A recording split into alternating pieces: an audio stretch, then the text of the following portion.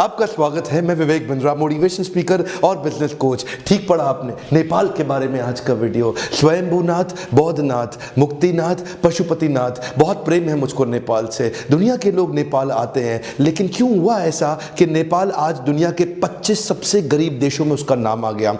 आज नेपाल में 50% से ज़्यादा जनता $1 पर डे से नीचे अपना जीवन बिता रही है। 80% से ज़्यादा लोग अभी भी गांव के अंदर रहते हैं। 73% से ज़्यादा लोगों के पास एक्चुअली पानी की सुविधा नहीं है।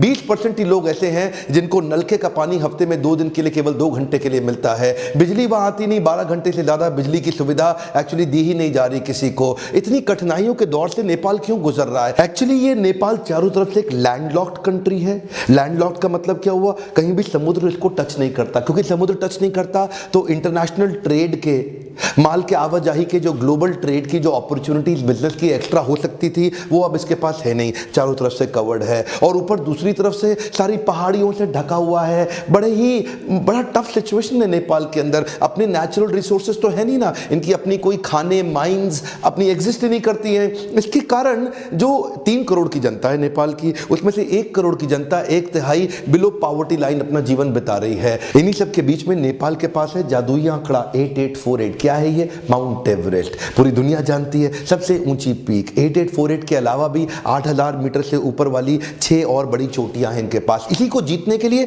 दुनिया भर से लोग आते रहते हैं। बहरहाल माउंट एवरेस्ट के कारण इनको टूरिज्म बेस्ड इकोनॉमी को बिल्ड करना चाहिए, उसके कारण दुनिया यहां पे आ रही है। पर फिलहाल की सिचुएशन क्या है? 2001 से 2018 के बीच में 17 साल में 17 प्राइम मिनिस्टर बदल गए। एजुकेशन पे फोकस नहीं है, हेल्थ पे फोकस नहीं है, बेसिक सुविधाओं का अभाव है। बेसिक सुविधा मतलब वो इंफ्रास्ट्रक्चर नहीं है, वो बेस्ट यूनिवर्सिटीज नहीं है, वो क्लासरूम नहीं है, वो लेबोरेटरी के लिए इक्विपमेंट्स नहीं है। आज भी जो नेपाल की नंबर 1 यूनिवर्सिटी है, वो भी दुनिया भर की टॉप यूनिवर्सिटी से बहुत पीछे है। और नेपाल की नंबर 10th यूनिवर्सिटी, वो तो टॉप 10,000 यूनिवर्सिटीज में भी नहीं आती दुनिया भर के अंदर। आज नेपाल का एजुकेशन सिस्टम कमजोर होने का कारण क्या है? 2004 का जो इनका एजुकेशन बजट था वो 6% से भी कम था, जो कि दुनिया का सबसे लोएस्ट माना जाता है। ध्यान दीजिए, मैं सोल्यूशन बताता हूं। आज नेपाल के अंदर 75 डिस्ट्रिक्ट हैं।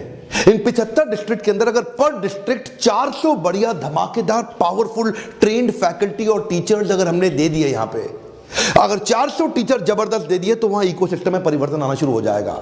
400 टीचर मल्टीप्लाइड बाय 75 मतलब 30,000 बढ़िया फैकल्टी चाहिए आज नेपाल को। अगर वो टॉप क्लास बढ़िया ऐसी एंगेजिंग फैकल्टी जो बच्चों को इंस्पायर कर सके, एंगेज कर सके, क्योंकि 1% पॉपुलेशन हर साल नेपाल की पढ़ने के लिए बाहर निकल जाती है। नेपाल की 10% से ज्यादा पॉपुलेशन आज दुनिया भर से पैसा कमा करके इनको भेजती है। नेपाल में लोग रुकना नहीं चाहते, वहां पढ़ना नहीं चाहते, क्योंकि वहां क्वालिफिकेशन बिल्ड करने के बाद, डिग्री लेने के बाद भी कोई फायदा नहीं है। इसलिए अगर हमने ये 400 टीचर फॉर 75 डिस्ट्रिक्ट यानी कि 30,000 फैकल्टीज तैयार कर दी। समस्या क्या है? Unstable government. जब गवर्नमेंट ही किसी का, जब कोई लीडरशिप ही स्टेबल नहीं है, तो देश का क्या होगा? कुछ नहीं होगा। आज हेल्थ के मामले में, एजुकेशन के मामले में, पावर्टी के मामले में हर जगह पीछा होता जा रहा है। उसका कारण क्या है इन सबके पीछे? Child marriage. चाइल्ड मैरिज एक बहुत बड़ा कारण बन गया है। हालांकि नेपाल में बैंड है चाइल्ड मैरिज, अब कर नहीं सकते, लेकिन फिर भी 40% से ज्यादा लड़कियां ऐसी हैं जिनकी 18 साल से कम उम्र में शादी हो जाती है। अब क्योंकि उनकी शादी जल्दी हो गई और वो पढ़े लिखे नहीं है, क्योंकि स्कूल कॉलेज नहीं जा सके, तो चाइल्ड लेबर में इन्वॉल्व हो जाते हैं। अब चाइल्ड लेबर में इन्वॉल्व होंगे तो पॉवर्टी और ज्यादा बढ़ेगी, पॉवर्टी और बढ़ेगी तो इलिटरेसी बढ़ेगी, एजुकेशन और घटता चला जाएगा। ये बेसिकली विशियस साइकिल है। ये सारे कारण आपस में जुड़े हुए हैं, क्योंकि सोशल अवेयरनेस नहीं है और सरकार आती है और चली जाती है। बड़े ठोस कदम लॉन्ग टर्म विजन से नहीं रखे जा रहे हैं। लेकिन नेपाली लोग आत्मबल से, बुद्धि, मन से बहुत शक्तिशाली है। जब भी ये गरीबी से बाहर निकलने की कोशिश करते हैं, आपदा विपदा आ जाती है।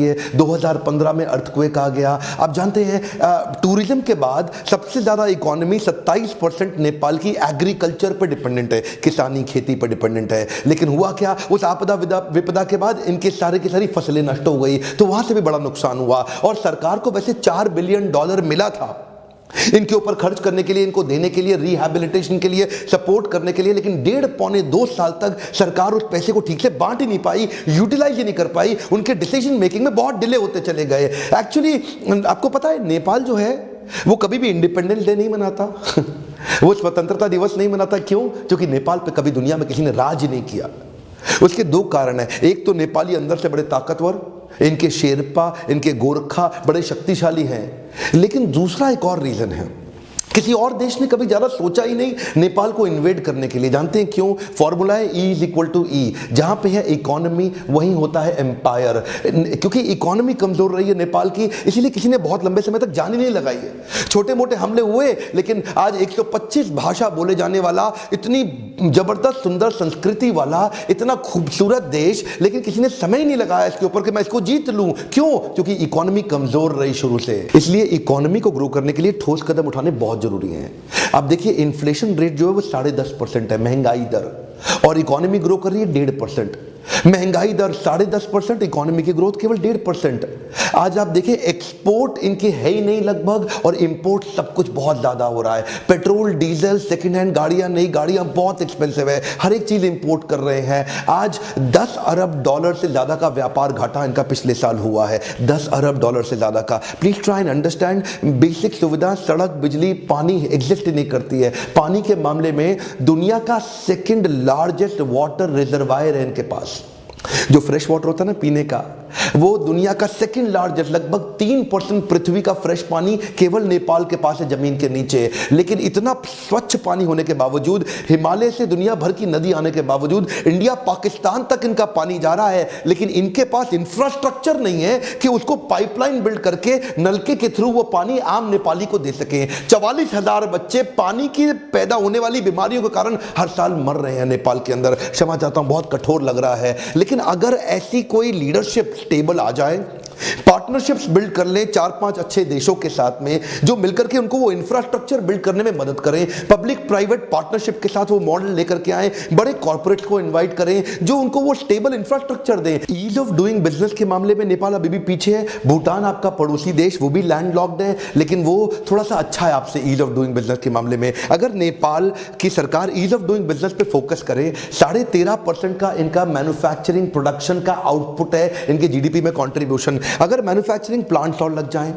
अगर कुछ इंडस्ट्रीज यहां पे और लग जाएं, तो पहला तो एम्प्लॉयबिलिटी बहुत ज्यादा बढ़ जाएगी, लोगों को नौकरियां मिलेंगी, और दूसरा इंडस्ट्रियल आउटपुट और मैन्युफैक्चरिंग आउटपुट बढ़ते ही आपको इंपोर्ट कम करना पड़ेगा। तो इंपोर्ट और एक्सपोर्ट का जो डेफिसिट है, जिसके कारण इनका फिस्कल डेफिसिट बढ़ता जा रहा है, उसके कारण जो इनका जो आज रुपया है, देखिए 112 रुपए के आसपास पड़ता है $1, जो कि कंट्रोल में आएगा तो इकोनॉमी कंट्रोल में आएगी, इन्फ्लेशन कंट्रोल में आएगा। ये चीजें तभी ठीक होंगी जब कोई बड़े पावरफुल डिसीजन लिए जाएंगे। जैसे मोदी ने हमारे देश में डिसीजन लिए मेक इन इंडिया, ऐसे ही आपको डिसीजन लेने पड़ेंगे मेक इन नेपाल। ये बिल्ड करने के कारण एम्प्लॉयबिलिटी से धीरे धीरे ये साइकिल इंप्रूव करेगा। थोड़े दिन के लिए नेपाल पीछे रह सकता है, पर नेपाली नहीं। नेपाली बहुत शक्तिशाली है, बुद्धिमान भी है। विनय राउत नेपाल में ही है, ये काठमांडू के अंदर। ये बेचारे इंडिया आए पढ़ने के लिए, संघर्ष बहुत किया, यूके गए पढ़ने, टेक्नोलॉजी, ऑटोमेशन, रोबोटिक्स, इंजीनियरिंग इसको समझा। जापान गए, पहली बार रोबोट्स के द्वारा संचालित रेस्टोरेंट उन्होंने काठमांडू में शुरू किया। साउथ एशिया में,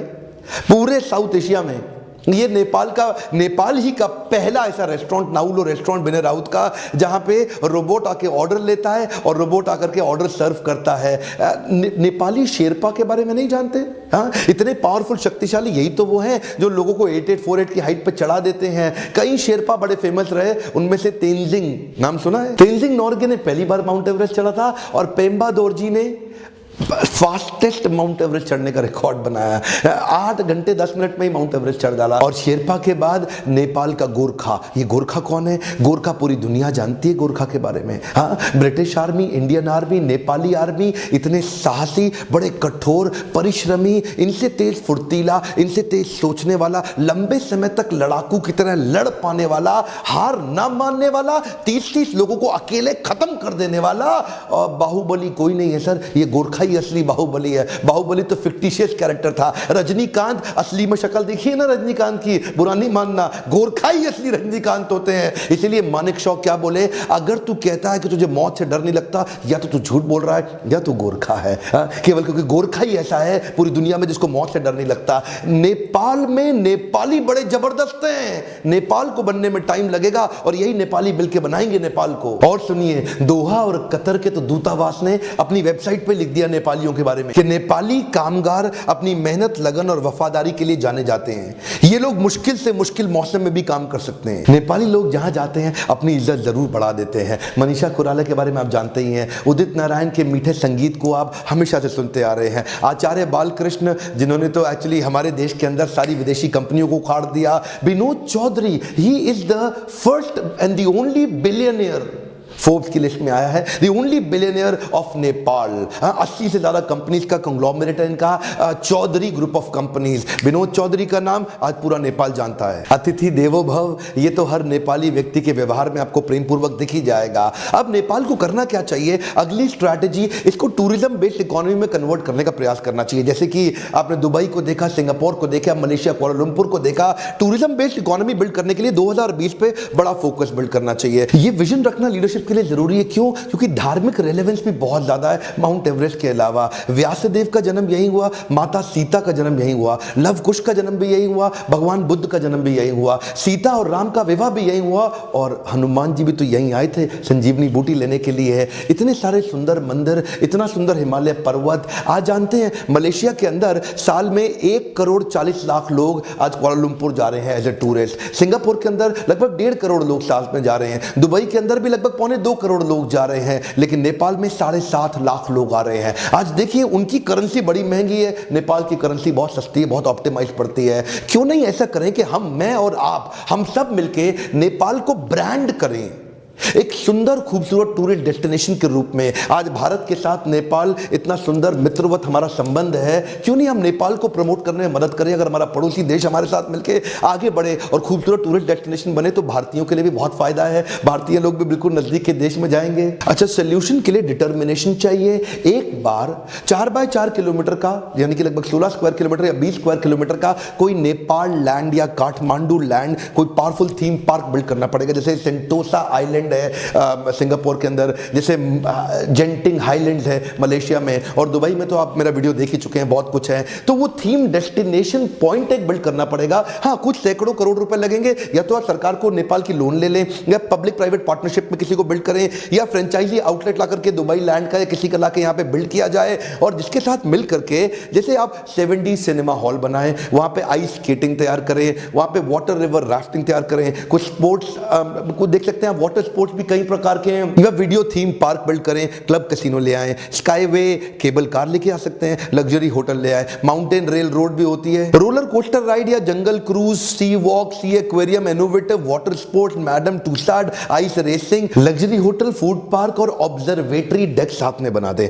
ऑब्जर्वेटरी डेक क्या होता है? जैसे हाई राइज टावर होते हैं ना, मलेशिया आप गए हैं, केएल टावर, ट्विन टावर में ऊपर हाइट पे ऑब्जर्वेटरी डेक है, आप पूरे के पूरे कुआलालंपुर को देख सकते हैं। सिंगापुर में ऊपर ऑब्जर्वेटरी डेक है, आप पूरे सिंगापुर को देख सकते हैं। ऐसे ही शिकागो के अंदर, न्यूयॉर्क में है, अपने दुबई में बुर्ज खलीफा है, उसके ऊपर ऑब्जर्वेटरी डेक है, आप पूरे के पूरे दुबई को देख सकते हैं। अगर ये कुछ इनमें से 10-12 आइटम सेलेक्ट करके एक पावरफुल थीम पार्क बना के उसको ब्रांड करें, उसको सेल करें, अलग अलग देशों को, जो आसपास के 20, 25, 40 देश हैं, उनके जितने भी ट्रैवल एजेंट्स हैं, उनके साथ जाकर के पार्टनरशिप्स बिल्ड करें। मतलब मुश्किल नहीं है। आज इसको टूरिज्म बेस्ड इकोनॉमी बिल्ड करते ही नेपाल का नक्शा, सूरत सब बदल जाएगा। कठिनाइयां चाहे जितनी भी हो, लेकिन मैंने नोटिस किया है मेरे हर लीडरशिप फनल के बैच में नेपाल से कोई ना कोई जरूर आ रहा है। हर बैच में ये चेहरे देख रहे हैं आप, ये सब वो नेपाल के पार्टिसिपेंट्स हैं। एक भी बैच ऐसा नहीं गया जब कोई बिना नेपाली पार्टिसिपेंट्स के मैंने लीडरशिप फनल किया हो। देखिए, अगर आप भी आना चाहते हैं, आप भी पता लगाना चाहते हैं, बोर्ड लाइन नंबर है, पता लगाइए कि कैसे लीडरशिप फनल आपके बिजनेस में आपको जेकर देने में मदद करता है। आज की चर्चा मैंने नेपाल पे करी थी, अगला मैं सोचता हूं कि सिंगापुर पे करूं, इजराइल पे करूं, सिलिकॉन वैली पे करूं। अगर आप चाहते हैं किसी देश पे मैं कोई पावरफुल केस स्टडी देखें, उसकी कमियों को और उसकी पावरफुल शक्ति जिससे आप सीख सकें, उसके बारे में बात करूं, नीचे कमेंट बॉक्स में बताइए कौन से देश के बारे में आप केस स्टडी देखना चाहते हैं। मेहनत लगती है मेरी वीडियो बनाने में, लाइक देने में आपका कुछ नहीं जाता है, और अगर सब्सक्राइब करके बेल आइकॉन हिट नहीं किया, अगला पावरफुल वीडियो आपके हाथ नहीं लगेगा। और देखिए, अगर इस वीडियो को शेयर करेंगे ना, तो नेपाल और इंडिया आपस में रिश्ते और मजबूत होंगे। पहले अच्छे हैं, आगे और अच्छे होंगे। हमारे साथ जुड़े रहने के लिए, हर बार वापस आके हमारे वीडियोस को देखने के लिए, वर्ल्ड का नंबर 1 एंटरप्रेन्योरशिप यूट्यूब चैनल बनाने के लिए आप सबका दिल से मुस्कुराहट के साथ प्रेम पूर्वक धन्यवाद।